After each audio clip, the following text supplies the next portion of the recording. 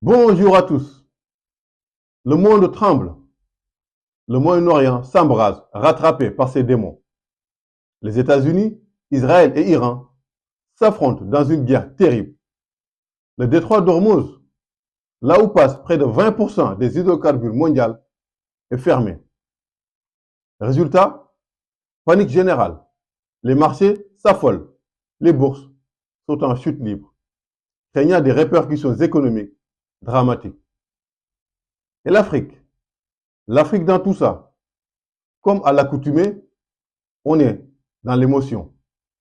On cherche qui est coupable, qui est la victime, qui est le gentil, qui est le méchant. Mais l'enjeu n'est pas là.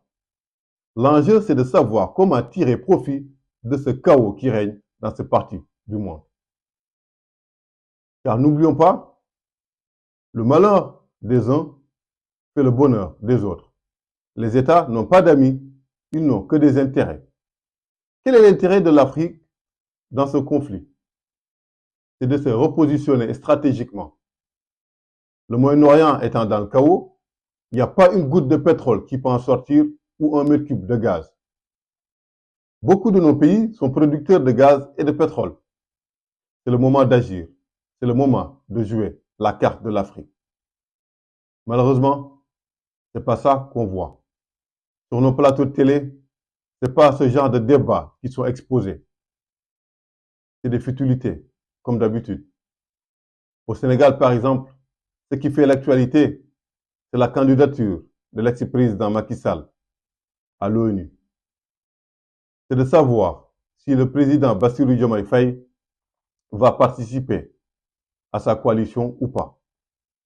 C'est un dogu organisé par le président avec des députés. C'est ça qui fait l'actualité. La vérité implacable. On passe encore une nouvelle fois complètement à côté de la plaque. N'oublions pas, dans un passé récent, au début de l'éclatement de la guerre entre la Russie et l'Ukraine, quand les bateaux de blé avaient été bloqués, toute l'Afrique était en panique, craignant une famine généralisée. Il a fallu qu'on part quémander pour que les Russes libèrent les bateaux. Au lieu de tirer des leçons sur ça, on a continué à déléguer notre souveraineté à ne pas comprendre les enjeux. On a des terres, on a une jeunesse, on a de la pluie, on a de l'eau, et on continue de déléguer notre souveraineté alimentaire. C'est terrible. La vérité fait mal, mais il faut le dire. On n'assume pas. Aujourd'hui, c'était de savoir comment tirer profit de cette guerre, se repositionner. Le Sénégal étant producteur de pétrole et de gaz, c'était le moment de maximiser et essayer d'augmenter sa production pour tirer au maximum sur, sur ce chaos. Malheureusement, ce n'est pas ça qu'on voit.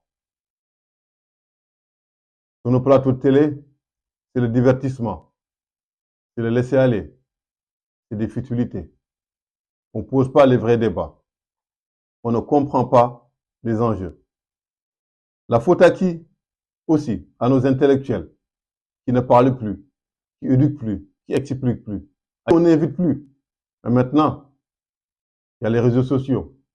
On peut s'exprimer partout et essayer de se faire entendre. Nos médias cherchent de sensationnel parce que c'est ça qui fait vendre. C'est ça qui prime. C'est malheureux. Mais sur Horizon TV, on essaye, avec peu de moyens, de poser les débats et de se faire entendre. Merci d'avoir suivi. N'oubliez pas de vous abonner et de partager au maximum cette vidéo. À très bientôt.